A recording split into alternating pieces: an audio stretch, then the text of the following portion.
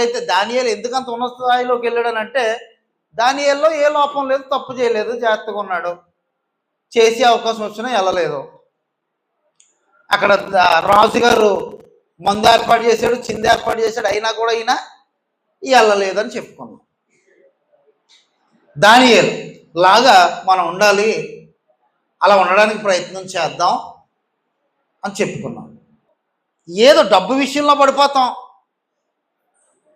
పడిపోతే డబ్బు విషయంలో పడిపోతాం, ఈ లోక పాప విషయంలో పడిపోతాం.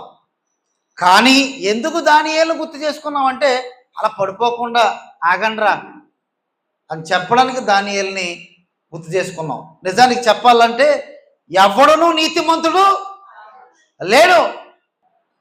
లోకం కదా, లోకంలో బ్రతకాలంటే తప్పదు. నీతిగా బతుకుతానంటే కొంతమంది బతకనిస్తారా? ఆడి నెత్తి మీద ఈ నెత్తి మీద చేసేవాడు పనే బాగుంది. నీతిగా ఉంటానంటే కుదరదు ఈ రోజుల్లో. కానీ నీకంటూ కొన్ని లిమిట్స్ ఉన్నాయి, దేవుడు మనకు లిమిట్స్ ఇచ్చాడు. ఆ లిమిట్స్ దాటి మాత్రం ఎప్పుడు మనం వెళ్ళకూడదు అని దానియేలు కోసం మనం చెప్పుకున్నాం. ధన్యులు ఎంతమంది ఉన్నారు ఇక్కడ? ధన్యుడు, నేను ధన్యుణ్ణి. కానీ దేవుడు అంట మనల్ని ధన్యులుగా ఉండాలని అనుకుంటున్నాడు, పనికిమాలోలుగా ఉండాలనుకోవట్లేదు దేవుడు. మనం ఎలా ఉండాలంట, ఆయన పిల్లలుగా మనం ధన్యులంగానే ఉండాలి. ఆయనకి ఇష్టం అది.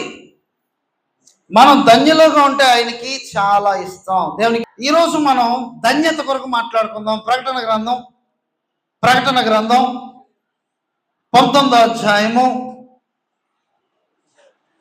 9వ వచనం. మరియు అతడు నాతో ఇలాగూ చెప్పెను, దేనికి పిలవబడిన వారు? పెళ్లి, గొర్రె పిల్ల వదిలేండి, పెళ్లికి పిలవబడిన వారు ధన్యులు. అర్థమైందని అన్నమాట. పెళ్లికి పిలవబడిన వారు ధన్యులు. ఒకవేళ మనం ఏ పెళ్లికి పిలవబడకపోయినా మనం ధన్యులం కాదని అర్థం.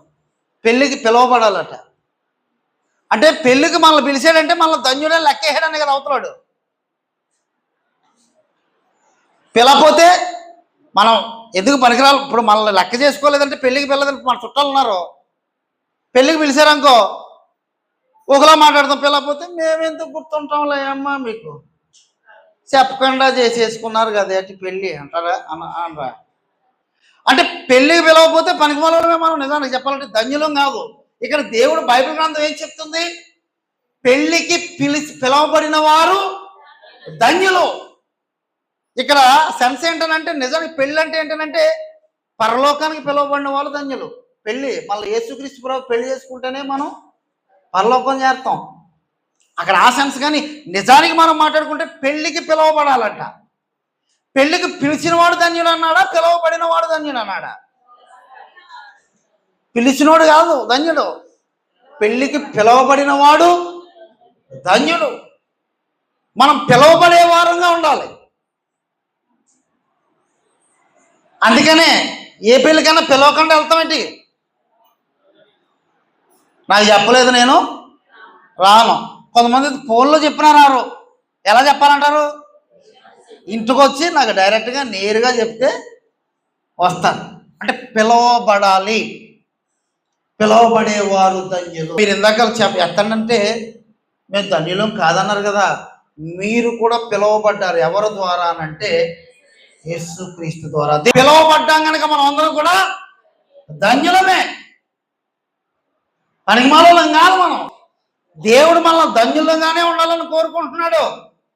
నువ్వు పనికిమాలోడు కాదు, ధన్యుడివే. కీర్తనల గ్రంథం 41వ కీర్తన 1వ చరణం. బీదలను, నాతో పాటు చెప్పండి, బీదలను కటాక్షించువాడు ధన్యుడు. ఈసారి ఓకే, బీదలను కటాక్షించిన వాళ్ళు. బాబు చేతులు ఖాళీలే, వాళ్ళ ఎదురింటికి వెళ్ళరా అన్నారా? పోనీ ఎప్పుడైనా నలిగిపోయిన చట్టు ఉంటా, చట్టం మరి బాబు వేసుకోరని ఎవరికైనా ఇచ్చారా? నేనే సండే మార్కెట్లో 50 రూపాయలు ట్రాకులు కొనుక్కుంటున్నానని అంటారా? పేదలను కటాక్షించేవాడు. ఒకవేళ ఇప్పటివరకు మీరు ఆ ధన్యత సంపాదించుకోలేదేమో, పేదలకు సహాయం చేయండి, మీరు కూడా ధన్యులే. సహాయం చేయండి, మీకున్న దాంట్లో తక్కువే సహాయం చేయడానికి ప్రయత్నం చేయండి, మీరు కూడా ధన్యులు. నాతో పాటు చెప్పండి మళ్ళా, పేదలను కటాక్షించువాడు ధన్యుడు. ఆపత్కాలమందు యెహోవా వానిని తప్పించును. ఎప్పుడంట? ఆపత్కాలంలో. నువ్వు పేదలకు సాయం చేయి, నీకు ఆపత్కాలం వస్తుంది చూడు, అప్పుడు నేను నిన్ను తప్పిస్తానని దేవుడు చెప్తున్నాడు. ఇంకో మాట కూడా ఉంది. యోబు గ్రంథం 29వ అధ్యాయము, యోబు గ్రంథము 29వ అధ్యాయము 12వ వచనం చూస్తే, ఏలయనగా ఈ మాటలు నాతో పాటు చెప్పండి. దీనులను, తండ్రి లేని వారిని, సహాయము లేని వారిని నేను విడిపించి తిని. ప్రియులారా, మన కాళ్ళు చేతులు, మన యొక్క రెక్కల కష్టార్జితం ఉంది, మనకు దేవుడు ఇచ్చాడు. కొద్ది టైం వచ్చేంత వరకు తల్లిదండ్రులు మనల్ని చూస్తారు. అక్కడ నుంచి మాత్రం నువ్వు తల్లిదండ్రుల మీద ఆధారపడాల్సినటువంటి అవసరత లేనే లేదు. కాబట్టి చెప్తున్నాను మళ్ళా, మీ తల్లిదండ్రులు ఎంత కష్టపడుతున్నారో ఆ కష్టాన్ని గుర్తుపెట్టుకొని ఏదో సాధించి చూపించండి. దేవుడు నాతో పాటు ప్రమాణం చేయండి. యవనస్తులు ప్రమాణం, ఇక మీదట మొదలుకొని నా ప్రయత్నాలన్నీ నా తల్లిదండ్రులు పోషించడానికి ఏదో ఒక ఉద్యోగము, ఏదో ఒక పని సంపాదించుకుంటాను. మనం ధన్యులమే. పేదలను కటాక్షించేవారు ధన్యులు. ఇంకో మాట చూద్దాం. యోహాను సువార్త 20వ అధ్యాయం 29వ వచనం. యేసు, నీవు నన్ను చూచి నమ్మితివి, చూడక నమ్మిన వారు ధన్యులు. మనది ఇంకో మాట ఏంటంటే, చూడక నమ్మిన వారు ధన్యులు. ఇప్పుడన్నా చేతులు ఎత్తండి, ఒకవేళ మీరు ధన్యులైతే. చూసి నమ్మారా? దేవుణ్ణి చూడకుండా నమ్మారా మీరు? మరి మనం అందరం ధన్యులమే. చూడక నమ్మిన వారు ధన్యులని ఎవరు చెప్తున్నారంటే దేవుడు చెప్తున్నాడు. చూసి నమ్మిన వారి కంటే, అప్పుడైతే వాళ్ళందరూ కూడా యేసుక్రీస్తు ప్రభువారు చేసిన ఆశ్చర్య కార్యములు చూసి, తోమా ఏం చేశాడు? నీకు మేకలు కొట్టిన కన్నాల్లో ఏలు పెడితేనే కానీ నేను నమ్మనన్నాడు. కానీ మనం అలా కాదు, చూడకుండానే నమ్ముతున్నాం కనుక మనం ధన్యులం. 1 పేతురు రాసిన పత్రిక 1వ అధ్యాయము 8వ వచనం చూస్తే, మీరు ఆయనను చూడకపోయినను ఆయనను ప్రేమించుచున్నారు, ఇప్పుడు ఆయనను కనులారా చూడకయే విశ్వసించు మీ విశ్వాసములకు ఫలములు సంపాదించుకుంటారు. చూడక నమ్ముతున్నాం కనుక మనం ధన్యులం. యేసుక్రీస్తు ప్రభువు ఎలా ఉంటాడో ఎంతమందికి తెలుసు? తెలిసిన వాళ్ళందరూ చేతులు ఎత్తండి. తెలీదు, కానీ మనం నమ్ముతున్నాం కాబట్టి మనం ధన్యులం. ఇంకొక మాట చివరిగా చెప్పి నేను ముగిస్తాను. వాక్యాన్ని చదివేవారు కూడా ధన్యులంట. ఎవరు? చదవడం వచ్చిన వాళ్ళు అండి, చదవడం రాని వాళ్ళ సంగతి నేను మాట్లాడతలేదు. వాక్యాన్ని రోజు చదివే వాళ్ళు కూడా ధన్యులు. ధన్యుల లిస్టులో ఉండాలంటే నువ్వు వాక్యాన్ని చదవాలి. ప్రకటన గ్రంథం 1వ అధ్యాయము 3వ వచనం.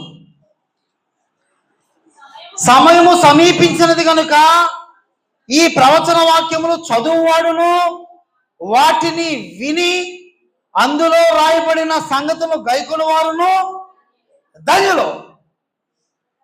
చదవని వాళ్ళు ధన్యులంట, విన్నవాళ్ళు కూడా ధన్యులు.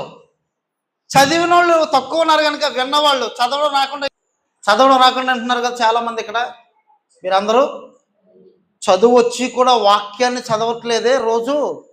అకి మారిన వారులారా అంటున్నాడు దేవుడు. మనం అందరం ఎవరు అంట? ధన్యులం. ధన్యులైన వారందరూ కూడా చేతులు ఎత్తండి. ధన్యులమేనండి. యేసుబాబు బిడ్డలం అని పిలువబడుతున్నాం, ధన్యులం. కొన్ని చోట్ల మనం మన సొంత పేరు చెప్పుకుంటే పెద్ద గౌరవం ఉండదు, కానీ క్రైస్తవుడు అని చెప్పు నిన్ను వేరే రకంగా చూస్తారు వాళ్ళు కొన్ని చోట్ల. అంటే క్రైస్తవం అంత విలువ ఉంది వాళ్ళ దగ్గర. వీళ్ళు అబద్ధం ఆడండి, ఏం చేయరండి, జాగ్రత్తగా ఉంటారు. క్రైస్తవులు అంటే ఒక మంచి పేరు ఉందండి కొంతమంది దగ్గర. క్రైస్తవులు అయినందుకు ధన్యులం. దేవుడు చెప్పండి, నేను క్రైస్తవుడిగా మరలా జన్మించినందుకు. పుట్టుకతో ఎవరు క్రైస్తవులు కదా, ఎందుకు మరలా జన్మించారు అంటున్నానంటే బాప్తిసంతోనే మనం మరలా జన్మించినందుకు ధన్యుడిని, ధన్యురాలుని. అందరికీ వందనాలు.